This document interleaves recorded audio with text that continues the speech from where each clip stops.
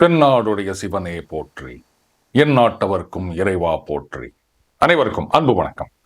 நேற்றைய பதிவில் பொறாமை இல்லாதவனாக அப்படின்னு ஒரு வார்த்தை சொல்லியிருந்தோம். அதாவது இந்த புரோகிதனுக்கு இருக்க வேண்டிய ஒன் ஆஃப் த குவாலிஃபிகேஷன்ஸ். இதுக்கு காமாட்சிநாதன் அவர்கள் ரொம்ப அழகாக ஒரு விளக்கம் கொடுத்திருந்தாரு. அந்த கமெண்ட்ல அந்த பொறாமை அப்படின்றதுக்கு ஆங்கிலத்தில் என்வி, ஜெலஸ் அப்படின்ற 2 வார்த்தைகள் இருக்கின்றன. அது ரெண்டுத்துக்கும் உள்ள வேறுபாடு, அதற்கு ஈடான தமிழ் சொற்கள், இதை பற்றி நிறைய பேர் அவங்களுடைய பதிலை கமெண்ட்டாக போட்டிருக்காங்க. ஒரு பெரிய டிஸ்கஷனாக ரொம்ப நல்லா போயிட்டு இருந்தது. நேற்றுக்கு அதை பார்க்காதவங்க அந்த பதிவில் போயிட்டு காமாட்சிநாதன் அவர்களுடைய அந்த கமெண்ட்டு, அதுக்கு கிட்டத்தட்ட ஒரு 16 ரிப்ளை, அதை படிச்சிங்கன்னா ஒரு பெரிய தெளிவு கிடைக்கும். இதுதான் நான் சொல்கிறது. இது குரூப் டிஸ்கஷன் அப்படின்னு எல்லாரும் அவங்களுக்கு தெரிஞ்சதை மற்றவங்களோட ஷேர் பண்ணிக்கிறோம்.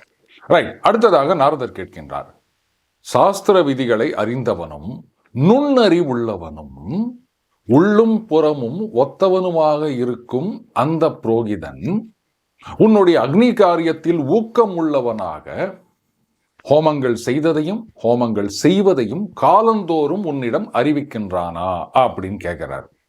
இந்த முதல் குவாலிஃபிகேஷன் சாஸ்திர விதிகளை அறிந்தவன் அப்படின்னு கரெக்ட். அது இல்லாமல்லாம் அக்னி காரியங்கள் பண்ண முடியாது. அடுத்தது நுண்ணறிவுள்ளவனும் அப்படின்றாரு. அப்போனா எந்த அளவுக்கு ஒரு ஷார்ப் இன்டெலிஜென்ஸ் வேணும் அப்படின்றத புரிஞ்சுக்கலாம் ஒரு புரோகிதன் அப்படின்றவருக்கு. ஆனால் நாம் இன்னும் ரொம்ப இலக்காரமாக நினச்சிட்டு இருக்கோம். ஊருக்கு அழைச்சவன் பிள்ளையார் கோயில் ஆண்டி அப்படின்னு ஒரு பழமொழியே இருக்கின்றது. புரோகிதர்கள் அப்படின்னா அவர்களை ஒரு கேலி சித்திரமாக, கேலி பொருளாகத்தான் இன்னைக்கு பல பேர் பண்ணிட்டு வராங்க. ஆனால் நுண்ணறிவுள்ளவன் அப்படின்றத ஒரு குவாலிஃபிகேஷனாக வைக்கிறாரு. அது இருந்தால் மட்டும்தான் புரோகிதனாக வர முடியும். ஆனால் அது தெரியாமல் சரி நமக்கு அந்த அளவுக்கு அறிவு இருந்தால் நாம ஏன் அப்படி இருக்க போகிறோம். அடுத்தது உள்ளும் புறமும் ஒத்தவனாக. இதுதான் ரொம்ப ரொம்ப முக்கியம். உள்ளொன்று வைத்து புறமொன்று பேசுவார், உழவு கலவாமை வேண்டும். அடுத்தது உன்னுடைய அக்னி காரியத்தில் ஊக்கமுள்ளவனாக அப்படின்றாரு.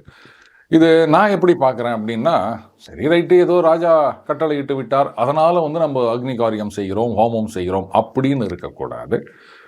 ஏதோ சம்பளம் கொடுக்குறார் அதுக்காக செய்கிறோம் அப்படின்னு இருக்கக்கூடாது. அந்த மாதிரி இருக்க முடியாது. ஆனால் அந்த புரோகிதன் ஏன்னா இந்த குவாலிஃபிகேஷன்லாம் இருந்தது அப்படின்னு சொன்னால் அவரே ஒரு ஊக்கத்துடன், உற்சாகத்துடன், உத்வேகத்துடன் இதையெல்லாம் செய்யணும், அது அவருடைய கடமை அப்படின்ற ஒரு எண்ணத்தில் இதையெல்லாம் அவர் செய்து கொண்டிருப்பார். அதைத்தான் அவர் கேட்குறாரு. செஞ்சுட்டு காலந்தோறும் ஹோமங்கள் செய்ததையும் ஹோமங்கள் செய்வதையும் உன்னிடம் தெரிவிக்கின்றானா அப்படின்னு கேட்குறாரு. மேபி ஒரு சில ஹோமங்களுக்கு அரசர் நேரில் இருக்கணும் அப்படின்ற ஒரு அவசியம் இல்லாமல் இருக்கலாம். ஸோ அதனால் அது ஒரு பீரியாடிக்கலாக அப்படின்னு வச்சுக்கலாமா, காலந்தோறும்னு இதை ராஜாவிடம் இதெல்லாம் செஞ்சுருக்கோம், இதெல்லாம் செஞ்சிட்ருக்கோம் அப்படின்றத தெரிவிக்கின்றானா. இதுதான் நாரதருடைய கேள்வி. அடுத்தது வேதாங்கங்களை அறிந்தவனும் கிரக நட்சத்திரங்களை அறிந்தவனுமான ஜோதிடன் எல்லா அனிஷ்டங்களையும் பரிகரிக்கத்தக்கவனாக இருக்கின்றானா அப்படின்னு கேட்கிறாரு. அகைன் இன்றைக்கும் ஜோசியம் அப்படின்னா பொதுவெளியில் நிறைய பேர் இதை ஒரு கேலி கூத்தாக தான் பார்க்குறாங்க, ஒரு கிண்டல் பண்ணுறது அப்படின்னு தான் ஆகிப்போச்சு. ஆனால் அதில் எவ்வளவு பெரிய ஒரு நுட்பங்கள் இருக்கின்றன அப்படின்றத நம்ம யாரும் புரிஞ்சிக்கல. இதுதான் நான் சொல்வேன். ஜோதிடம் அப்படின்றது கால்குலஸ் மாதிரி. எல்லாருக்கும் இந்த கணக்கு வராது. அல்ஜிப்ராவே நமக்கு வராது, அப்புறம் தானே கால்குலஸ். அதனால் எல்லாருமே இதை சரியாக பிரயோகப்படுத்த முடியும் அப்படின்னு சொல்ல முடியாதுங்க. ஜோதிடம் அப்படின்றது ஜோதிட சாஸ்திரம் அப்படின்னும் போது இதை நான் சயின்ஸாக தான் பார்க்குறேன். ஏன்னா சாஸ்திரம் அப்படின்னா சயின்ஸு தான். எதுக்காக நான் இதை இங்கே ஸ்ட்ரெஸ் பண்ணுறேன் அப்படின்னா, அந்த கிரக நட்சத்திரங்களை அறிந்தவனும் அப்படின்னு ஒன்று சொல்கிறாரு. சொல்லிட்டு எல்லா அனிஷ்டங்களையும் பரிகரிக்கத்தக்கவனாக இருக்கின்றானா அப்படின்னா அதுக்கு விளக்கம் கொடுத்துருக்காங்க கீழே. இந்த எரிகொள்ளி விழுவது, இந்த மீட்டியார்னு சொல்கிறோம் இல்லையா, அப்படி எரிந்து விழுவது பூமியில், எரிகற்கள் அப்படின்னு சொல்லாமா. அதுக்கப்புறம் இந்த வால் நட்சத்திரம் தோன்றுவது, கூடவே பூகம்பம் தோன்றுவது அப்படின்றாங்க.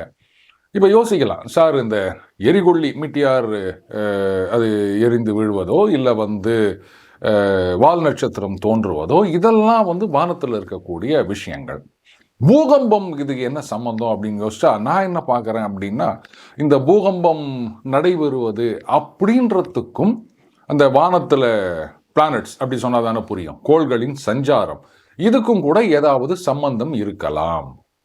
அதனால தான் அந்த கிரக நட்சத்திரங்களை அறிந்தவரால் இதையெல்லாம் சரியாக கணிக்க முடியும். அதனால தான் இந்த கிரக நட்சத்திரங்களை, வேதாங்கங்களை அறிந்தவர்களால் இதையெல்லாம் கணிக்க முடியும். அப்படின்றதுனால தான் ஜோதிடருக்கு அவ்வளவு முக்கியத்துவம் கொடுக்கப்பட்டிருக்கின்றது. இன்றைக்கு பழைய பஞ்சாங்கம் அப்படின்னு நம்ம சில பேரெல்லாம் கிண்டல் பண்றோம் சில சமயங்கள்ல. பஞ்சாங்கத்துல இல்லாத விஷயம் என்ன இருக்கு? எல்லா விஷயங்களையும் இன்னைக்கு நாங்கள் டெலஸ்கோப் வச்சுருக்கோம், அது வச்சுருக்கோம், வானத்திலேயே ஸ்பேஸ் ஸ்டேஷன் வச்சுருக்கோம், இப்போ கிரகணம் வரப்போகுது அப்படி இப்படின்லாம் சொல்லிட்டு இருக்காங்க. ஆனால் பஞ்சாங்கம் அப்படின்றது எத்தனை காலமாக இது தொடர்ச்சியாக கொண்டு இருக்கின்றது. இந்த கிரகணம் இந்த இடத்துல வரும், இந்த இடத்துல தெரியாது, இந்த இடத்துல தெரியும், இதையெல்லாம் நம்ம பஞ்சாங்கத்தில் அந்த காலத்துலேருந்து நம்ம சொல்லிட்டு தானே வந்திருக்கோம். எப்படி பஞ்சாங்கம் தயாரிக்கிறவங்கெல்லாம் நாசா கிட்ட போயிட்டு ஸ்பேஸ் ஸ்டேஷனில் போயிட்டு தான் ஆராய்ச்சி பண்ணிட்டு வராங்களா? கிரக நிலைகள் கணக்கு, ஜோதிடம் அப்படின்றதும் அதே மாதிரி தான் கணக்கு. இதுதான் நான் சொன்னேன் கால்குலஸ் அப்படின்னு. எல்லாருக்கும் சரியா வருமா அப்படின்னா சொல்ல முடியாது. ஆனால் அதுக்காக கால்குலஸை தப்புன்னு சொல்லலாமா? அந்த மாதிரி தான் ஜோதிடமும். எல்லாருக்கும் அதை 100% சரியா பிரயோகப்படுத்த முடியல அப்படின்றதுக்காக ஜோதிடத்தை குறை சொல்லாதீங்க. அடுத்தது அற்புதமா ஒரு கேள்வி கேட்கிறார். வேலைக்காரர்களில் உயர்ந்த தரத்தார் அவர்களை உயர்ந்த காரியங்களிலும், அந்த நடுத்தர தரத்தார் அவர்களை நடுத்தரமான காரியங்களிலும், அதுக்கப்புறம் அந்த குறைந்த தரத்தார் அவர்களை அந்த குறைந்த காரியங்களிலும் நியமிக்கப்படுகின்றனரா அப்படின்னு கேட்குறாரு. அது என்னங்க இது? இதுலேயும் ஏற்றத்தாழ்வு பிரிவு அப்படின்னா, முதல்ல இந்த உயர்ந்த தரம் அப்படின்னு சொல்லும்போது புரிஞ்சுக்கணும். இன்னைக்கு எல்லாம் தனியார் நிறுவனங்கள் ஏராளமாக வந்துட்ட பிறகு அப்ரைசல்னு வரும். அஃப்கோர்ஸ் அந்த அப்ரைசல்ன்றது எல்லா இடங்களிலும் 100% கரெக்டாக நடக்குதா அப்படின்னு சொல்ல முடியாது. இருந்தாலும் அப்ரைசல் அப்படின்றது ஒரு ரிச்சுவல் ஆகி போயிடுச்சு எல்லா கம்பெனிலையும். அந்த அப்ரைசலை பேஸ் பண்ணி தான் உங்களுடைய ப்ரமோஷனோ இல்லை ஆன்சைட்டோ இல்லை இன்க்ரிமெண்ட்டோ எல்லாமே இருக்கின்றது. ரைட். இப்போ நீங்கள் அந்த அப்ரைசலை விட்டு தள்ளுங்க. ஒரு டீம் மேனேஜர் இருக்கார். அப்போது அவர் கீழே டீம் லீடர்ஸ் இருப்பாங்க, அதுக்கப்புறம் டீம் மெம்பர்ஸ் எல்லாம் இருப்பாங்க. இவங்களும் எம்ப்ளாயீஸ் தானே, வேலைக்காரர்கள் அப்படின்னு வச்சுட்டோன்னா, இப்போ ஒரு டாஸ்க் கொடுத்துருக்காங்க, முக்கியமான டாஸ்க் அப்படின்னும் போது அந்த கிளையண்ட்டோடைய ப்ரொஃபைல் இதெல்லாம் பொறுத்து தான் அந்த டாஸ்க் முக்கியமாக இல்லையா அப்படின்றது டிசைட் பண்ணப்படுகின்றது. அப்போது இது ரொம்ப ரொம்ப முக்கியமான கிளையண்ட்டுப்பா, இது எந்த பிரச்சனையும் இல்லாமல் பண்ணணும் அப்படின் போது அந்த டீம் மேனேஜர் என்ன பண்ணுவார்? அவர் டீமில் இருக்கிறதுலையே எக்ஸலண்ட்டாக ஒர்க் பண்ணுறவன்னு யார் அவர் நினைக்கிறாரோ அவனை தான் கூப்பிட்டு, அப்பா நீ தான்ப்பா இந்த ப்ராஜெக்டை பார்த்துக்கணும், இதுவும் சொதப்பிடக்கூடாது, மற்றவனை நம்ப முடியாது, அதனால தான் உங்ககிட்ட கொடுக்குறேன். ஏன்னா இந்த கிளைண்ட்டு இதை மட்டும் சாட்டிஸ்ஃபேக்டரியாக நம்ம பண்ணி முடிச்சிட்டோம் அப்படின்னு சொன்னால் அதுக்கப்புறம் பெரிய பெரிய ப்ராஜெக்ட்லாம் வரும். சொதப்பிட்டோம் அப்படின்னா உனக்கு மட்டும் இல்லை எனக்கும் சீட்டு டர்ரு. நம்ம பார்க்குற மாதிரி இல்லையா? ஏங்க எல்லாரும் டீம் மெம்பர், எல்லாரும் சமம் தானே. அப்போ யாருக்கு ஒன்றா இந்த ப்ராஜெக்டை கொடுக்க வேண்டியது தானே அப்படின்னு யாராவது கேட்குறோமா?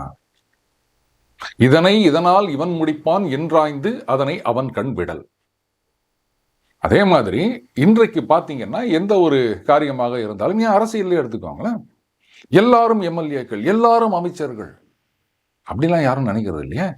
இதுலேயே இவருக்கு இவ்வளோ திறமை இருக்கின்றது, இவருக்கு அவ்வளோ திறமை இருக்கின்றது, அவர்கிட்ட இந்த டாஸ்க்கை கொடுக்கலாம், அப்படி தானே பண்ணிட்டு இருக்காங்க. அங்கே போய் கேட்க வேண்டியதானே, எல்லாரும் சமம், எல்லாரும் மக்களால் தேர்ந்தெடுக்கப்பட்ட எம்எல்ஏக்கள் தானே, அதனை இவருக்கு மட்டும் நீங்கள் மந்திரி பதவி கொடுக்குறீங்க, இல்லை இவருக்கு மட்டும் இந்த டாஸ்க்கை கொடுக்குறீங்க, இவர் மந்திரியாக இல்லாட்டாலும் அவர்கிட்ட நீங்கள் இதை பண்ணுங்க, அதை பண்ணுங்க, இந்த டிஸ்ட்ரிக்டை வச்சுக்கோங்க, இந்த ஸ்டேட்டை வச்சுக்கோங்க, இப்படிலாம் நீங்கள் சொல்கிறீங்களே, இதெல்லாம் நியாயமானு யாராவது கேட்குறோமா? அந்த திறமை, மனிதர்கள் எல்லாரும் மனிதர்களாக இருந்தாலும் அவர்களுடைய அந்த நுண்ணறிவு, புத்தி சாமர்த்தியம், அந்த ஸ்கில் செட்டு, இன்டெலிஜென்ஸு, இன்னும் என்னென்னவோ சொல்லிட்டு போகலாம். பேச்சு திறமை ரொம்ப ரொம்ப முக்கியமான ஒரு விஷயம். ஸோ அதையெல்லாம் பார்த்து தானே ஒவ்வொருத்தருக்கும் நம்ம ஒவ்வொரு டாஸ்க்கை நம்ம கொடுக்குறோம். அதைத்தான் இங்கே சொல்கிறார். இதையே நம்ம மாற்றி கொடுத்துட்டோம் அப்படின்னு சொன்னால் ஒரு முக்கியமான ப்ராஜெக்ட்டுங்க. இது உங்கள் டீம்லேயே ரொம்ப சோம்பேறியாக ஒருத்தர் இருக்காரு, ஆஹா இவன் வேலையே செய்யாமல் சுற்றி நிற்கிறான், அப்போ இவனுக்கு சரியான ஒரு டாஸ்க்கை கொடுக்கணும் அப்படின்ட்டு அவனை கூப்பிட்டு, இங்கே வாப்பா இது முக்கியமான ப்ராஜெக்ட்டு, கண்ணுங்கருத்தமாக முடிக்கணும், இந்த நீ தான் இதை செய்யணும் அப்படின்னு கொடுத்து பாருங்க.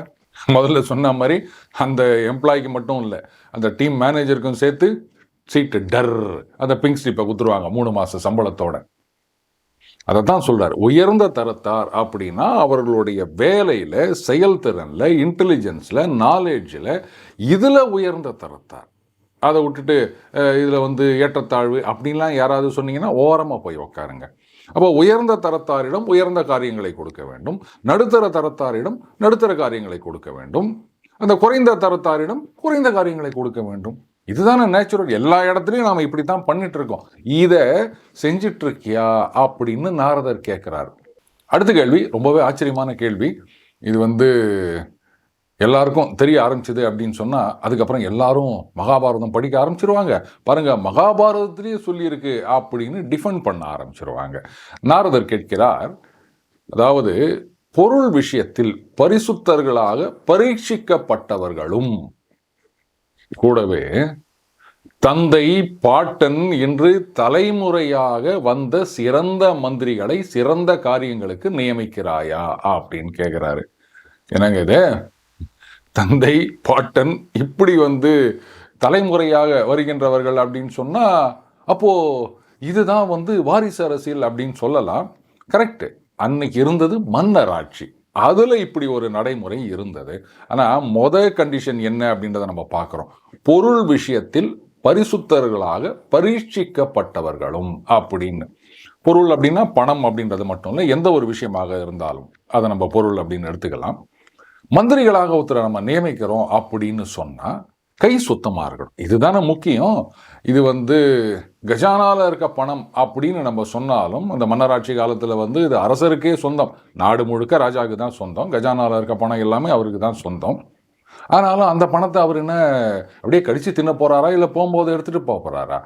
இந்த தர்மத்தின் வழி நடக்கும் அத்தனை அரசர்களும் என்ன பண்ணாங்க, நாடு நல்லா இருக்கணும், மக்கள் சந்தோஷமா இருக்கணும். ஏதாவது ஒரு பஞ்சம் இந்த மாதிரி வந்தது அப்படின்னு சொன்னால் இப்போ கஜானாவில் இருக்க பணத்தை வச்சு அவங்களுக்கு என்னென்ன உதவிகள் செய்யணுமோ இதை செய்யணும். அதுக்கப்புறம் படைகளை பலப்படுத்த வேண்டும், முடிந்தால் எதிரி நாடுகளை வந்து அடக்க வேண்டும், டார்ச்சர் கொடுக்குறவங்கள, இந்த மாதிரி நிறைய விஷயங்கள் இருந்தது. இதுக்கெல்லாம் பணம் வேணும், அதுக்கு தான் வரி போடுவாங்க. அப்போ அந்த கஜானாவில் இருக்கின்ற பணம் அப்படின்றது மக்கள் பணம் தான். அந்த அரசருக்கு என்ன அப்படியே தனியாக வானத்திலேருந்து கொட்டுதா? எதுவுமே இல்லைல்ல, மக்கள் பணம். இவங்க வந்து ஒரு வயா மீடியாவாக இருந்து அதை வந்து வசூலித்து அதை மக்களுக்கே பயன்படுத்துகின்றார்கள். அப்படிப்பட்ட பணத்தை கையாளுகின்ற இடத்துல கை சுத்தம் இல்லாத ஒருத்தரை வச்சா அது சரி வருமா? அது மக்களுக்கு செய்கின்ற துரோகம். சில நேரங்களில் வந்து ராஜாவுக்கு தெரியாமலே போயிடலாம் இந்த மாதிரிலாம் வந்து இவர் பண்ணிட்டு இருக்காரு அப்படின்னு. அதனால தான் பொருள் விஷயத்தில் பரீட்சிக்கப்பட்டவர்கள் அப்படின்னு இந்த குவாலிஃபிகேஷன் அதை நாம கன்வீனியன்ட்டாக மறந்துடுவோம். அடுத்ததை மட்டும் எடுத்துக்கலாம். தந்தை பாட்டன் அப்படின்ட்டு தலைமுறையாக வந்த சிறந்த மந்திரிகள், அதுலேயும் ஒன்று கொடுத்துட்டாங்க சிறந்த மந்திரிகள் அப்படின்னு. வெறும் தந்தை பாட்டன் இப்படி தலைமுறையாக மட்டும் சொல்லலை.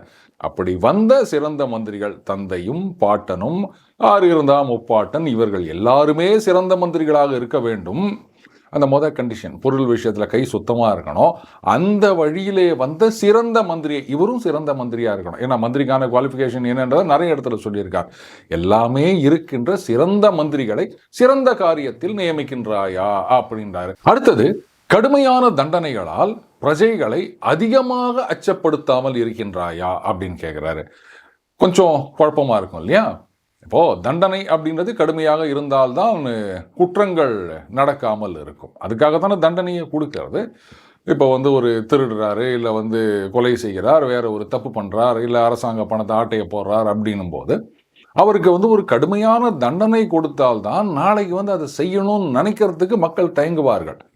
அப்படி இருக்கச்ச கடுமையான தண்டனைகளால் அதிகமாக பயமுறுத்தாமல் இருக்கின்றாயா அப்படின்னா அப்புறம் என்னங்க பயமே இல்லாம போச்சுன்னா யாருங்க வந்து இது மாதிரி தப்பு பண்ணாமல் இருப்பாங்க அப்படின்னு கேட்கலாம். அதில் ஆப்பரேட்டிவ் வேர்டு வந்து அதிகமாக பயப்படுத்தாமல் இருக்கின்றாயா, இதுதான் முக்கியம். அப்போ அந்த அதிகமாக அப்படின்றத எடுத்தீங்கன்னா இது அப்படியே வேற பொருள் தரும். கடுமையான தண்டனைகளால் மக்களை பயமுறுத்தாமல் அச்சப்படுத்தாமல் இருக்கின்றாயா அப்படின்னு. ஆனால் இங்கே அதிகப்படியாக அப்படின்ற வார்த்தை உள்ள வந்திருக்குது. இதுதான் வந்து ஒரு பெரிய மாற்றத்தையே கொடுக்கின்றது அந்த கேள்விக்கு. தண்டனை இருக்கணும், அதில் எந்த விதமான தப்பும் கிடையாது. அடுத்தது, இங்கே மக்களை அப்படின்னு சொல்லும்போது நான் வேற விதமாக பார்க்குறேன். பொதுவாக இந்த குற்றவாளிகள், குற்றம் தொடர்ந்து செய்பவர்கள், இவங்களுக்கெல்லாம் கடுமையான தண்டனை கொடுக்க வேண்டும். ஆனால் மக்கள் வந்து சில நேரங்களில் ஒரு சின்ன சின்ன தப்பு செஞ்சுருப்பாங்க. இப்போ அந்த காலத்தில் அப்படின்னு எடுத்துட்டா இந்த வரி கட்டாமல் இருப்பது, இல்லை வேற ஏதாவது ஒரு சின்ன தவறு செய்திருக்கலாம், இல்லை எங்கேயாவது கடன் வாங்கிட்டு அவங்ககிட்ட கொடுக்காம இருந்திருக்கலாம். இந்த மாதிரி சின்ன சின்ன தவறுகள், இதுக்கெல்லாம் வந்து பெரிய தண்டனை கொடுத்தா அதுதான் அதிகமாக அச்சப்படுத்துவது அப்படின்றது. மற்றபடி நீங்கள் வந்து பெருங்குற்றங்களை செய்தவர்கள், இந்த மாதிரி வந்து கொலை செய்தவங்க, திருட்டு செய்தவர்கள், இவங்களுக்கெல்லாம் நீங்கள் தண்டனை கொடுத்தீங்கன்னா மக்கள் பயப்பட மாட்டார்கள், சந்தோஷப்படுவாங்க. அப்பா, திருட்டு பைய ஒழிஞ்சாண்டா, கொலகார பைய ஒழிஞ்சாண்டா அப்படின்னு சந்தோஷம் தான் படுவாங்க. இதனால யாரும் பயப்பட மாட்டார்கள். அதனால இந்த கொடும் குற்றங்கள் அப்படின்றத இந்த கொஸ்டினுடைய பர்வியூலேருந்து நம்ம அப்படியே தள்ளி வச்சிடணும். அப்போ மீதி இருக்கிறது சிறு சிறு குற்றங்கள், இதை வந்து பிழைகள் அப்படின்னு சொல்லலாம். அப்போ இந்த சிறு சிறு குற்றங்கள் ஆர் பிழைகள், இதுக்கு வந்து அதிகமாக தண்டனை கொடுத்தோம் அப்படின்னு சொன்னால் அப்போ மக்கள் வந்து அதிகமாக அச்சுறுத்தப்படுகின்றார்கள் அப்படின்னு தான் அர்த்தம். அதை தான் இங்கே கேட்குறார். கடுமையான தண்டனைகளால் பிரஜைகளை அச்சப்படுத்தாமல், அதிகமாக அச்சப்படுத்தாமல் இருக்கின்றாயா அப்படின்றார். ஆஹா, அடுத்தது அற்புதமான கேள்வி. உனது ராஜ்யத்தை மந்திரிகள் ஆளுகின்றார்களா அப்படின்னு கேட்குறாரு. என்ன சார் இது, ராஜா தானே வந்து நாட்டை ஆளுவார், அது என்ன மந்திரிகள் ஆளுகின்றார்களான்னு கேட்குறாரு அப்படின்னா, இங்கே தான் இருக்குது விஷயம். ராஜா ஒருத்தர் இருக்காரு, மந்திரிகளுடன் ஆலோசனை செய்கிறார். இந்த ராஜ்ய ஆலோசனை, மந்திர ஆலோசனை அப்படின்லாம் சொல்கிறோம் இல்லையா. ஆனால் மந்திரிகள் அவங்க வந்து மக்களுடன் இந்த நேரடியாக கலந்து பேசுவதற்கு நிறைய வாய்ப்புகள் இருக்கலாம். ராஜாவுக்கு அந்த அளவுக்கு இல்லாமல் இருக்கலாம். சில மந்திரிகள் இந்த ஓவர் ஸ்மார்ட்னு சொல்லுவாங்க இல்லையா, அந்த மாதிரி நான் தான் ராஜாவோட பெரிய ஆளு, அதாவது தலைவனை விட அவருக்கு கீழே இருக்க மந்திரிகள் தான், நாங்கள் தான் ரொம்ப பெருசு அப்படின்னு ஒரு தோற்றத்தை உருவாக்க விரும்பலாம். அதைத்தான் கேட்குறாரு, உனது நாட்டை மந்திரிகள் ஆளுகின்றனரா அப்படின்னு. ராஜா அவருடைய ஆணையின் கீழ்தான் எல்லாமே நடக்கின்றது. மந்திரிகள் அதுக்கு கிரெடிட் எடுத்துக்க முடியாது. தலைவர் தான் எல்லாவற்றுக்கும். ஆனால் இல்லைங்க, அது வந்து இந்த மந்திரி காரணங்க, இதுக்கு வந்து இந்த மந்திரி காரணங்க, இந்த மந்திரி தாங்க எல்லாம் செஞ்சுனுக்கிறாரு, இந்த மந்திரி இல்லைன்னா நாடே இல்லைங்க, இப்படின்ற மாதிரியெல்லாம் ஒரு நெரேட்டிவ் செட் ஆகிருந்தது அப்படின்னு சொன்னால் மன்னராட்சி காலத்தில். அப்போது அந்த நாட்டை மந்திரிகள் தான் ஆளுகின்றனர், தலைவன் ராஜா இல்லை அப்படின்றது அர்த்தம். அதைத்தான் கேட்குறாரு, உனது நாட்டை மந்திரிகள் ஆளுகின்றனரா அப்படின்னு. அப்படி மந்திரிகள் ஆளுகின்றனர் அப்படின்ற மாதிரி ஒரு தோற்றம் இருந்தது அப்படின்னு சொன்னால் அப்போது அந்த அரசன் அவர் கடமையிலிருந்து தவறிவிட்டார்னு அர்த்தம். என்னதான் வந்து மந்திரிகள் கிட்ட நீங்கள் ஆலோசனை கேளுங்க, அவங்க வந்து அவங்களுடைய சஜஷன் சொல்லலாம், இல்லை வந்து அவங்களுடைய டிசன்ட்டை பதிவு பண்ணலாம், ஆனாலும் ஆளுமை அப்படின்றது அரசனாகத்தான் இருக்க வேண்டும். அரசர் பெயரால் தான் எல்லாம் நடக்க வேண்டும்.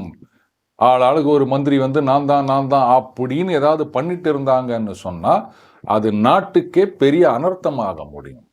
இன்றைக்கும் நீங்கள் பாருங்களேன், கண்டெம்பரரி லைஃப்பில் பார்த்தீங்கன்னா ஸ்டேட்ஸில் வந்து சீஃப் மினிஸ்டர்னு இருக்காங்க, சென்ட்ரலில் வந்து பிரைம் மினிஸ்டர் அப்படின்னு இருக்காங்க. ஃபார் தட் மேட்டர் எந்த நாட்டை எடுத்துட்டாலும் ஒரு பிரசிடென்ட்டோ இல்லை வந்து ஒரு பிரைம் மினிஸ்டரோ இருப்பார். அவருடைய புகழை, அவருடைய பெருமையை ஓவர் ஷேடோ பண்ணுற மாதிரி அவருக்கு கீழே இருக்கின்ற மந்திரிகள் அவங்க வந்து ரொம்ப பெருசாக பண்ண ஆரம்பித்தாங்க அப்படின்னு சொன்னால் யாராக இருந்தாலும் ஒத்துக்க மாட்டாங்க. இப்போ அந்த அமெரிக்கன் ஃபார்ம் ஆஃப் கவர்மெண்ட்லேயே பார்த்தீங்கன்னா பிரசிடென்ட் இருக்கார், அவர் கீழே வந்து செக்ரட்டரி ஆஃப் ஸ்டேட் இருக்கார், செக்ரட்டரி ஆஃப் டிஃபென்ஸ் இருக்கார், இவங்கெல்லாம் இருக்காங்க. இப்போது திடீர்னு பார்த்தீங்கன்னா வைஸ் பிரசிடெண்ட்டே எடுத்துக்காங்களேன். இப்போது வைஸ் பிரசிடெண்ட் வந்து நான் தான் எல்லாம் முடித்தேன், நான் தான் அதை பண்ணேன் இதை பண்ணேன் அப்படின்லாம் சொல்லிட்டு இருந்தார் அப்படின்னு சொன்னால் அப்போ அந்த பிரசிடெண்ட் என்ன ஆவார்? அது வந்து 4 வருஷத்துக்கு ஒரு தடவை தேர்ந்தெடுக்கிற விஷயங்க. அதே பர்மனண்ட்டாக இருக்கிற அமைப்பில் அப்போ மற்றவங்க வந்து இவரை ஓவர் ஷேடோ பண்ண ஆரம்பித்தாங்கன்னா அப்போ அந்த ராஜாவுடைய நிலைமை என்ன ஆகும்? அதுதான் மந்திரிகள் ஆள்வதுன்றது சரியில்லை. ராஜா தலைவன் யாரோ அவருடைய ஆளுமை தான் இருக்க வேண்டும். இதைத்தான் ரொம்ப அழகாக சொல்றார் நாரதர். அடுத்தது கேட்கிறார், மந்திரிகள் உன்னை அவமதிக்காமல் இருக்கின்றார்களா அப்படின்னு கேட்கிறாரு. எப்படி சார், மந்திரி போயிட்டு ஒரு ராஜாவை இல்லை தலைவனை எப்படி வந்து இன்சல்ட் பண்ண முடியும்? அதெல்லாம் நடக்கிற காரியமா அப்படின்னா, இல்லை, அந்த மன்னராட்சி காலத்தில் நாம் இருந்ததில்லை, ஆனால் இப்போ நம்ம இருக்கோம். இது வந்து நிறைய இடங்களில் நம்ம பார்க்கலாம், ஒரு கம்பேரிசன் தானே. அப்போது மந்திரிகள் வந்து எப்போ ஒரு அரசனை இல்லை தலைவனை அவமதிப்பார்கள்? ராஜா வந்து அந்த அளவுக்கு டேலண்டடாக இல்லை, சாமர்த்தியம் இல்லை, ஒரு செல்வாக்கு இல்லை, அவரிடம் ஒரு கண்ட்ரோல் இல்லை, அப்படின் போது மந்திரிகள் அவமதிக்க ஆரம்பிப்பார்கள். அப்போ இதெல்லாம் ஒரு அரசனுக்குரிய தலைமை பண்புகள். அது இல்லாம எதுக்கு அரசனா கண்டினியூ ஆகணும்? அதைத்தான் கேட்கிறாரு. மந்திரிகள் உன்னை அவமதிக்காமல் இருக்கின்றார்களா அப்படின்னு. அதுக்கு இடம் கொடுக்க கூடாது. அவமதிச்சா அவர் தூக்கி போட்டுறேன் அப்படின்றது சொல்யூஷன் கிடையாது. அந்த அவமரியாதை நடப்பதற்கு இடம் கொடுக்க கூடாது ஒரு அரசன், ஒரு தலைவன். அதுதான் முக்கியம். என்னை இன்சல்ட் பண்ணிட்டியா, நான் யாரு, என்கிட்ட பவர் என்ன தெரியுமா, இப்பவே உன்னை நான் தூக்கிடுறேன், சீட்டை கிழிச்சிடுறேன். இது சொல்யூஷன் கிடையாதுங்க. அங்க மந்திரிகள் என்னது அவரை இன்சல்ட் பண்றதா அப்படின்னு யோசிக்கணும். அவரை இன்சல்ட் பண்ணிட்டா அதுக்கப்புறம் மக்கள் மத்தியில் என்னுடைய செல்வாக்கு என்ன ஆகும் அப்படின்னு மந்திரிகள் யோசிக்கணும். ஆனா இவரை என்ன இன்சல்ட் பண்ணாலும் நம்மளுடைய இமேஜ் ஏறிட்டே போகும் அப்படின்னு மந்திரி நினைக்க ஆரம்பிச்சார்னா அப்போ ராஜா வீக் ஆயிட்டார்னு அர்த்தம். புரியுதுங்களா? அடுத்தது சேனாதிபதியை பத்தி சொல்றாரு. உனது சேனாதிபதி உற்சாகம் உள்ளவனாகவும் அப்படின்றாரு. என்ன சார் இது? எடுத்த உடனே உற்சாகம் உள்ளவனாகவும் அப்படின்னா ஒரு காரியத்தை செய்வதில் ஆர்வம் உள்ளவனாக அப்படி நம்ம எடுத்துக்கணும். ஏன்னா மந்திரிகள் அப்படின்றத விட சேனாதிபதி அப்படின்றவர் ரொம்ப ஆக்டிவாக இருக்க வேண்டியவர். அப்போது ஏதாவது ஒரு காரியம் செய்யணும், ராஜா இந்த மாதிரி சொல்கிறாரு அப்படின்னு சொன்னால் அதை ஒரு உற்சாகத்துடன் நிறைவேற்ற வேண்டும். எதை கொடுத்தாலும் ரொம்ப சந்தோஷமாக இதுக்காக தான் நான் காத்து நிற்கிறேன், என்ன பணி கொடுப்பீர்கள் அப்படின்னு இருக்கணும் ஒரு சேனாதிபதி. ஆனால் அப்படி உற்சாகம் இல்லாமல் ஒரு ராஜா சேனாதிபதியை கூப்பிட்டு, சேனாதிபதி நாம் எதிரி நாட்டின் மீது படையெடுக்க வேண்டும். படையெடுக்கணுமா? சரிங்க, நான் ஒரு வாரம் கழிச்சு சொல்கிறேன். இப்படி ஒரு சேனாதிபதி சொன்னார்னா அப்புறம் அந்த படையை வச்சுட்டு என்ன பண்ண முடியும்னு சொல்லுங்க? எதிரி நாட்டின் மீது அப்படின்னு சொன்ன உடனே இப்பொழுதே சென்று அவனை வென்று வருகிறோம் அப்படி இல்லை சொல்லணும். இதுதான் உற்சாகம் உள்ளவனும் அப்படின்றாரு. அடுத்தது சூரனும் அப்படின்றாரு. கரெக்ட். அந்த சூரத்தனம் இது இருந்தால் மட்டும்தான் சேனாதிபதியாக இருக்க முடியும். அடுத்ததா புத்தி கூர்மை உடையவனும். ஒரு சேனாதிபதி அப்படின்றவர் வெறும் அந்த சண்டை போடுறது, வீரம் இதுல மட்டும் பெரிய ஆளா இருந்தா போதாது, புத்தி கூர்மையும் வேண்டும். இந்த யுத்த தந்திரங்கள் அப்படின்னு சொல்றோம் இல்லையா, அப்போ அதுக்கு புத்தி கூர்மை. சும்மா போயிட்டு கத்தி எடுத்து வேல் எடுத்து சண்டை போட்டு வர்றது மட்டும்தான் ஒரு படைத்தலைவனுக்கு அழகா? சாதுரியம் வேணும். அது இருந்தா மட்டும்தான் யுத்தத்தில் வெல்ல முடியும். அதான் சொல்றாரு புத்தி கூர்மையும். அடுத்தது துணிவும். அது சரி, அப்போ ஒரு படை வீரன் அப்படின்னாலே இந்த துணிவு வேணும். துணிவு இல்லாதவர்களை நம்ம சேனாதிபதியா வைக்க முடியுமா? அடுத்தது தூய்மை உள்ளவனும். இது ரொம்ப ரொம்ப முக்கியம். ஏன்னா எல்லா இடத்துலையும் பார்த்தீங்கன்னா எந்த ஒரு அது புரோகிதனாக இருக்கட்டும், இல்லை வேலைக்காரர்களாக இருக்கட்டும், இல்லை மந்திரிகளாக இருக்கட்டும், இப்போ சேனாதிபதியாக இருக்கட்டும், எல்லா இடத்திலும் அந்த அறம் சார்ந்த விஷயங்கள் ஒரு கட்டாயமான குவாலிஃபிகேஷனாக இருக்கின்றது. இதைத்தான் நம்ம சனாதன தர்மம்னு சொல்லிட்டு வரோம். அந்த தர்மம் எல்லா இடங்களிலும் இருக்க வேண்டும். தூய்மை உள்ளவனாக. அந்த தூய்மை இல்லை அப்படின்னா இன்னைக்கு அதை என்ன சொல்லலாம், ஹானஸ்டி, இன்டெகிரிட்டி அப்படின்லாம் சொல்லலாமா? அது இல்லை அப்படின்னா அப்புறம் அவரை சேனாதிபதியாக வச்சிங்கன்னா அவரை நம்பி எப்படி நாட்டு பாதுகாப்பை நம்ம ஒப்படைக்க முடியும்? அதனால தான் சொல்றாரு தூய்மை உள்ளவனும் அப்படின்றாரு. அடுத்தது நற்குலத்தோனாகவும். இதை நம்ம பார்த்துட்டோம். அந்த குலம் அப்படின்றது அவர்களுடைய முன்னோர்கள், மூத்தோர்கள் அவர்கள்லாம் செய்த நற்காரியங்கள். அதனால அந்த குலம் அப்படின்றது நல்ல குலம் என்று போற்றப்படுகின்றது.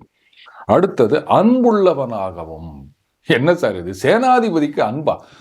ஒரு மந்திரிக்கு அன்புள்ளவனாகவும் அப்படின்னு சொன்னா கூட ஏதோ அர்த்தம் இருக்குது. சேனாதிபதி சண்டை போடுறவர். இவர் பாட்டுக்கு எதிரி நாட்டு படை வீரனோட சண்டை போடும்போது, ஐயோ உன்னிடம் எனக்கு ஒரே அன்பாக இருக்கின்றது, அதனால நான் உன்னை குத்தாம விட்டுறேன், இப்படியெல்லாம் சொல்ல முடியுமா? அப்படின்னா நீங்க ஏன் எதிரி நாட்டிடம் அன்புன்னு நினைக்கிறீங்க? ஆனா இன்னைக்கு பல பேர் எதிரி நாட்டிடம் தான் அன்பாக இருக்காங்க, நம்ம நாட்டு மேல வெறுப்பா இருக்காங்க. இந்த மாதிரி ஜென்மங்களையும் பார்க்க வேண்டியது இந்த கலிகாலத்துல நாம பண்ண பாவம் அப்படின்னு நினைக்கிறேன். ஆனா அந்த அன்புள்ளவனாக இருந்தால் நம்ம படை வீரர்களிடம் அந்த அன்பு வெளிப்படும். அவங்களோட ஒன்றாக கலந்து பேசுவது, அவங்களுடைய பிரச்சனைகள் கஷ்டங்கள் என்ன அப்படின்னு அவங்களோட சேர்ந்து டிஸ்கஸ் பண்ணுவது, கேட்டு தெரிந்து கொள்வது, அதை சால்வ் பண்றது, இதெல்லாம் அன்புள்ளவனாக இருந்தால் மட்டும்தான் சாதிக்க முடியும். அல்ல அப்படி இல்லைன்னா நான் சேனாதிபதி கடலை இட்டுட்டேன் எல்லாம் போங்க.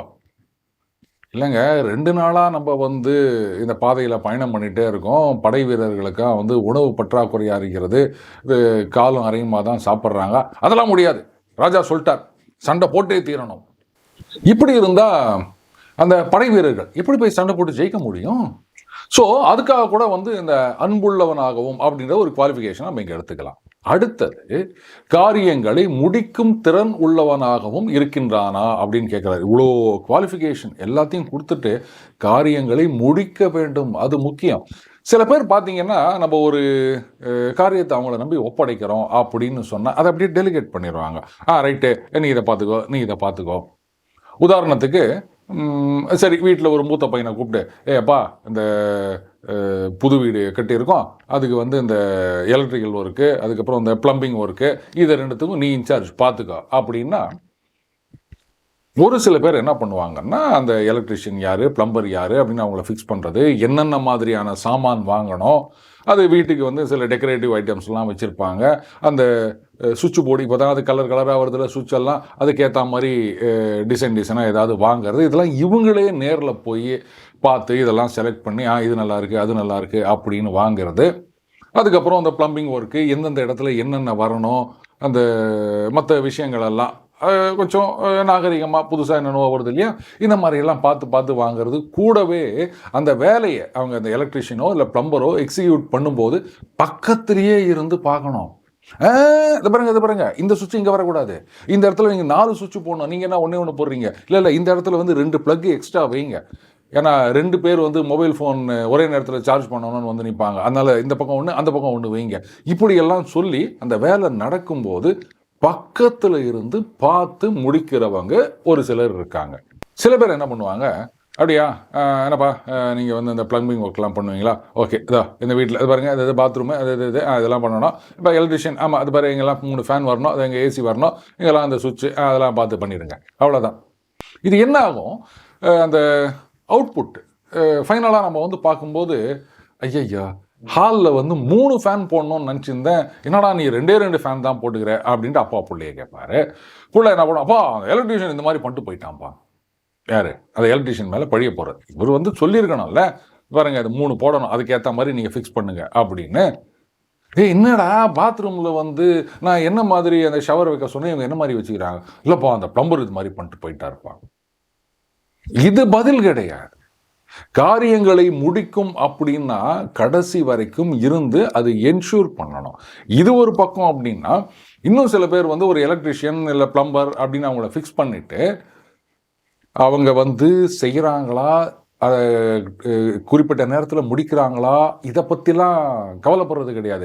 நான் ஃபிக்ஸ் பண்ணிட்டப்பா, அவர் வரேன்னு சொல்லிட்டாருப்பா, இவன் பாட்டுக்கு எங்கேயாவது போயிடுவான். சொன்ன நேரத்தில் அவங்க வந்திருக்க மாட்டாங்க, வேறு ஏதாவது பிரச்சனை இருந்திருக்கும்.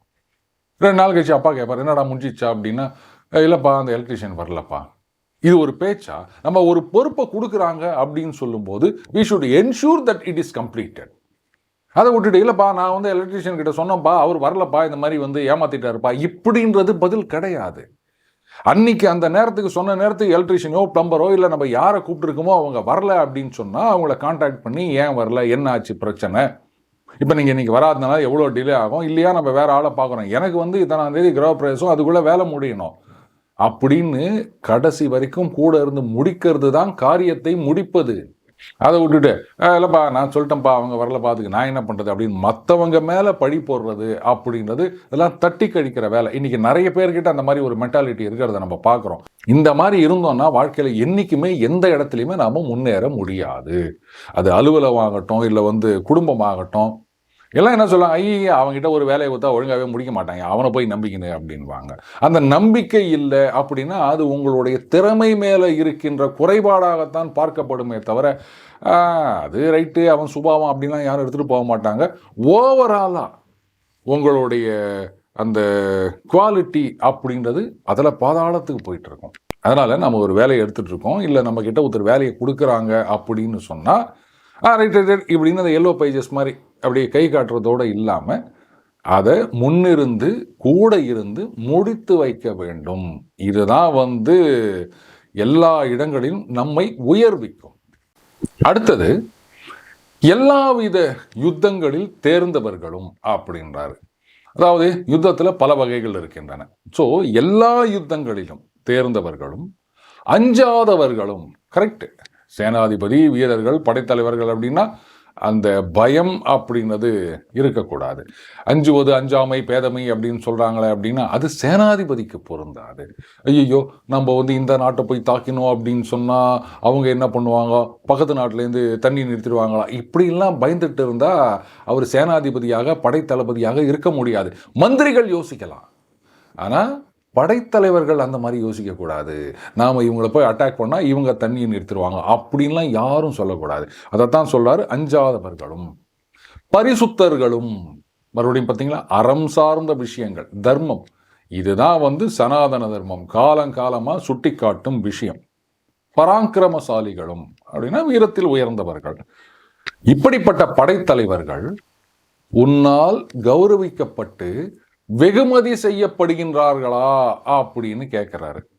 இந்த வெகுமதி அப்படின்றத வந்து நம்ம பொருளாகவும் எடுத்துக்கலாம், இல்லை வந்து நிலங்களாகவும் எடுத்துக்கலாம், அல்லது வந்து கௌரவம், ஒரு பட்டம் இப்படியும் நம்ம எடுத்துக்கலாம். எதுக்காக அப்படின்னா இவர்களை வந்து இந்த மாதிரி கௌரவித்தால் மட்டும்தான் அரசன் தனது கடமையை ஆற்றியதாக முடியும். படைத்தலைவர்கள் வந்து அவங்க எதிர்பார்க்க போகிறது கிடையாது, அவர் வந்து எனக்கு வெகுமதி கொடுக்குறாரா, இல்லை பட்டம் கொடுக்குறாரா, இல்லை நிலம் கொடுக்குறாரா அப்படின்றது. ஏன்னா அவர்களுக்கு ராஜா மீது இருக்கின்ற விசுவாசம், நாட்டின் மீது இருக்கின்ற பற்று. அதுக்காகத்தான் அவங்க வந்து உயிரை கொடுக்கவும் துணிந்து படையில் வந்து சேர்ந்திருக்காங்க. ஆனால் அவர்களை கௌரவிக்க வேண்டியது ஒரு அரசனது கடமை. அதனால தான் பார்த்தீங்கன்னா இன்னைக்கும் எல்லா நாடுகளிலும் இராணுவத்தில் பணியாற்றுபவர்களுக்கு நம்ம இந்திய நாட்டில் பார்த்தீங்கன்னா வந்து இந்த பரம்புயர் சக்கரா அப்படிலாம் கொடுக்குறோம் இல்லையா, அதே மாதிரி எல்லா நாடுகளிலும் இந்த கௌரவம் அப்படின்றது இருக்கின்றது. இதெல்லாம் எங்கேருந்து வருது? மகாபாரத காலத்திலிருந்து வருகின்றது. ஏன்னோ புதுசாக இங்கே யாரும் கண்டுபிடிச்சில்லை. அடுத்தது பாருங்க, சேனைக்கு கொடுக்கத்தக்க உணவையும் வேதனத்தையும் சரியான நேரத்தில் கொடுக்கின்றாயா அப்படின்றார். அற்புதமான கேள்வி இது. இப்போ ஒரு மிலிட்ரி அப்படின்னு வச்சிருக்காரு, படை வச்சிருக்காரு ராஜா. அதில் படை வீரர்கள்லாம் இருப்பாங்க, சேனாதிபதிகள்லேருந்து லோயர் அந்த கடைசி காலாட்படை வரைக்கும். அவர்களுக்கு கொடுக்க வேண்டிய அன்னம், அதுக்கப்புறம் அந்த சம்பளம், இதெல்லாம் சரியான நேரத்தில் கொடுக்க வேண்டும். ஏன்னா சரியான நேரத்தில் சாப்பாடு இருந்தால் மட்டும்தான் அந்த படை வீரர்கள் அவங்களுடைய பயிற்சியை தினமும் தவறாமல் செய்ய முடியும். படை வீரர்கள்லாம் அப்படின்னா சண்டையும் போது மட்டும் கத்தியை தூக்கிட்டு போகிறதுன்னு கிடையாதுங்க. இன்னைக்கு வந்து துப்பாக்கி தூக்கிட்டு போகிறது. எல்லா நேரத்திலும் வந்து எல்லா நாளும் அவங்க வந்து பக்காவாக ட்ரைனிங் பண்ணிட்டு இருக்கணும். அது இருந்தால் மட்டும்தான் என்னைக்காவது ஒரு நாள் சண்டை வரும்போது டக்குன்னு போய் சண்டை போட முடியும். அதை விட்டுட்டு சண்டையா அதனால் வரத்துக்கு ஒரு வாரம் முன்னாடி நம்ம ப்ராக்டிஸ் பண்ணால் போதாதா இப்படிலாம் கேட்க முடியுமா? அதனால் மிலிட்ரி அப்படின்னா அதில் பார்த்தீங்கன்னா மிலிட்ரியிலேருந்து ரிட்டையர் ஆனவங்க இதுக்கப்புறம் அவங்க சண்டை போட போகிறது கிடையாது, வீட்டுக்கு வந்தாச்சு, பென்ஷன் வாங்குறாங்க. ஆனாலும் பல எக்ஸ் சர்வீஸ்மேன் பார்த்தீங்கன்னா மிலிட்ரியில் இருக்கும்போது என்ன பண்ணாங்களோ அந்த அளவுக்கு கடுத்தமான பயிற்சி இல்லாட்டாலும் அதே மாதிரி இங்கே வந்த உடனே இந்த காலங்காத்தால் ஏந்துக்கிறது, இல்லை வாக்கிங் போகிறது, இல்லை ஏதாவது எக்ஸசைஸ் பண்ணுறது, இந்த மாதிரி ஏதாவது பண்ணினே இருப்பாங்க. அவங்க வீட்டில் இருக்கவங்களாம் எப்பா நான் தூங்கணும்ப்பா அப்படின்வாங்க. நான் கண்ணு இருக்க பார்த்துருக்கேன். என்னடா தூங்கிட்டு இருக்க, எழுந்துடுறா அப்படின்வாரு அவங்க அப்பா, ஒரு எக்ஸ் சர்வீஸ்மேன். ஸோ அந்த பழக்கம் கடைசி வரைக்கும். அதனால தான் பார்த்தீங்கன்னா எக்ஸ் சர்வீஸ்மேன் அப்படின்றவங்க வந்து ஒரு 60 வயசு 70 வயசு ஆனால் கூட நல்ல ஒரு ஆரோக்கியத்தோடு இருக்கிறத பார்க்க முடியுது. காரணம் என்ன? அந்த பயிற்சி, தேகாபியாசம்.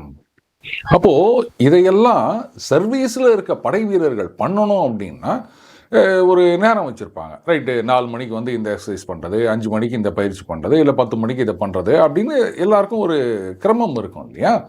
அப்போது வேலைக்கு அவங்களுக்கு கொடுக்க வேண்டிய சாப்பாடை நீங்கள் டிலே பண்ணி கொடுத்தீங்க அப்படின்னு சொன்னால் எப்படி சாப்பிட்டுட்டு முழு வயிற்றோடு போயிட்டு ப்ராக்டிஸ் பண்ண முடியுமா? 11 மணிக்கு இந்த வாட் பயிற்சி அப்படின்னு சொல்லியிருக்கும்போது நீங்கள் காலையில் கொடுக்க வேண்டிய காலை உணவை வந்து 10:30 மணிக்கு கொடுத்துட்டு கொஞ்சம் லேட் ஆயிடுச்சுங்க அப்படின்னா 10:30 மணிக்கு சாப்பிட்டுட்டு 11 மணிக்கு பயிற்சிக்கு போவாங்களா? அதனால தான் அவர்களுக்கு கொடுக்க வேண்டிய அன்னத்தை அப்படின்றார். அடுத்தது அவங்களுடைய சம்பளம். இதுவும் வந்து இன்னைக்கு படை வீரர்கள் மட்டும் இல்லை, எல்லா இடத்துலையும் ஃபாலோ பண்ண வேண்டிய ஒரு விஷயம். இத்தனாம் தேதி சம்பளம் அப்படின்னா கரெக்டாக அத்தனாம் தேதி சம்பளம் கொடுத்தாகணும். நீங்கள் வந்து அதிகமாக கொடுக்குறீங்களா கம்மியாக கொடுக்குறீங்களா இதெல்லாம் வேற விஷயம். உங்களால் என்ன முடியுமோ அந்த சம்பளத்தை கொடுக்குறீங்க. அவருக்கு அது கன்வீனியண்ட்டாக இருக்கிறதுனால, சாட்டிஸ்ஃபேக்டரியாக இருக்கிறதுனால, வேறு வழி இல்லாததுனால கூட இருக்கலாம், அந்த வேலைக்கு வந்து இந்த சம்பளத்துக்கு வேலை செஞ்சிட்ருக்கார். அப்படி இருக்குச்சே 1ஆம் தேதியோ இல்லை 10ஆம் தேதியோ வாட்டவர் ஏதாவது ஒரு டேட்டை ஃபிக்ஸ் பண்ணிவிட்டு இந்த தேதியில் சம்பளம் அப்படின்னா அதை வச்சு அவர் ஏகப்பட்ட கணக்கு போட்டு வச்சுருப்பார். அதை நீங்கள் வந்து 2 நாள் கழிச்சு தரேன், 4 நாள் கழிச்சு தரேன் அப்படின்னு சொன்னா அப்போது ஒரு மிகப்பெரிய மனச்சோறு. பணம் கையில் இருந்தது அப்படின்னு சொன்னால் அது ஒரு தனி தெம்புங்க. பணம் இல்லை, அடுத்தது நெகட்டிவ், கடனில் இருக்குது அப்படின்னு சொல்லும்போது அந்த அளவுக்கு ஒரு சோர்வு வேற எதுவுமே கொடுக்காது. வர வேண்டிய பணம், இதை நம்பி இந்த பாலுக்கு கொடுக்க வேண்டியது, மற்ற காய்கறி கொடுக்க வேண்டியது, இப்படி ஏராளமாக லிஸ்ட் வச்சுருப்போம். அது வரலை அப்படின்னும் போது வரப்போகுதுங்க, இன்னும் 2 நாள் இல்லை 3 நாளில் வரப்போகுது, இருந்தாலும் ஒரு பெரிய அடியாகத்தான் இருக்கும். இதைத்தான் சொல்றாரு, அந்த அன்னத்தையும் சம்பளத்தையும் சரியான நேரத்தில் கொடுக்கின்றாயா அப்படின்னு.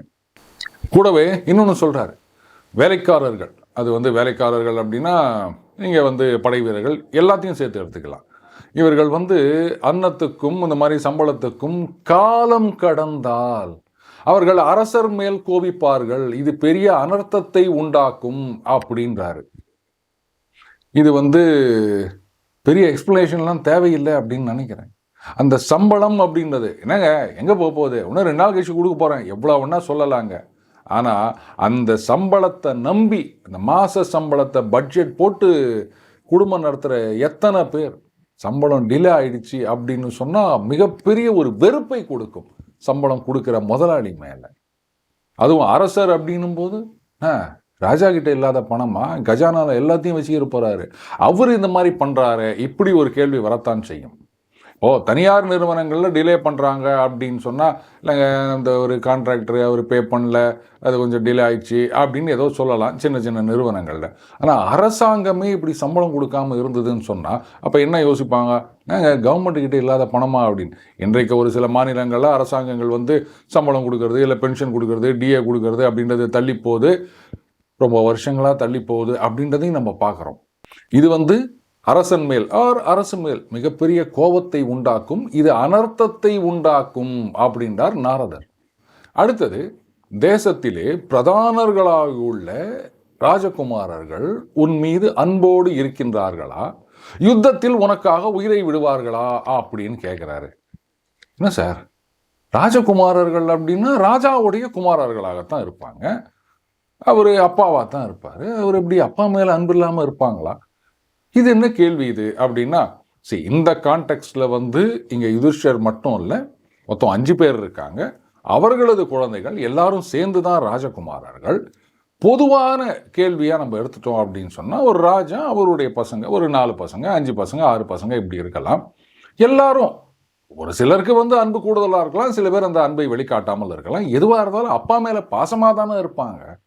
இது என்ன கேள்வி அப்படின்னா, கரெக்டு, நம்ம சனாதன தர்மத்தில் அந்த மாதிரி தந்தை மீது அன்பில்லாத வெறுப்புடன் இருக்கின்ற, ஒரு விரோத பாவத்துடன் இருக்கின்ற மகன்களை நம்ம பெருசாக பார்க்க முடியாது. ஆனால் வரலாற்றில் நம்ம பார்த்துருக்கோம், அப்பாவையே சிறை வைத்து அரசாண்ட மன்னர்களெல்லாம் இந்த பூமி சந்தித்திருக்கின்றது. யார் அப்படின்னு நான் சொல்ல வேண்டிய அவசியம் இல்லை, உங்களுக்கே தெரியும். அதைத்தான் அவர் கேட்கிறார், ராஜகுமாரர்கள் உன் மீது அன்போடு இருக்கின்றார்களா, உனக்காக யுத்தத்தில் உயிரை விடவும் தயாராக இருக்கின்றார்களா அப்படின்னு கேட்கிறாரு. அடுத்த கேள்வி பாருங்க, தன் விருப்பத்தையே முதன்மையாக கொண்ட ஒருவன் அப்படின்றார். இது மேலே வந்து அந்த ராஜகுமாரர்களை பற்றி பேசினதுனால இது வந்து ஃப்ரம் அமாங்ஸ் த ராஜகுமாரர்கள் அப்படின்னு கூட நம்ம எடுத்துக்கலாம். தன் விருப்பத்தையே முதன்மையாக கொண்ட ஒருவன் உன் ஆக்ஞையை மீறியும், அதாவது அரச கட்டளையை மீறி, அரசன் வந்து இதை செய்யணும் இல்லை செய்யக்கூடாது அப்படின்னு சொல்லியும் அதை காது கொடுத்து கேட்காம அதை மீறி மற்ற மந்திரிகளுடன் சேராமலும் அப்படின்றாரு. சரி, கட்டளையை மீறினதோடு இல்லாமல் மற்ற மந்திரிகளோட சேர்ந்து பேசி அப்படியும் இல்லாமல் அவங்களையும் சேர்த்துக்காம பெரும் பயன் தரத்தக்க காரியங்களை தன் இஷ்டப்படி செய்யாமல் இருக்கின்றானா அப்படின்றாரு.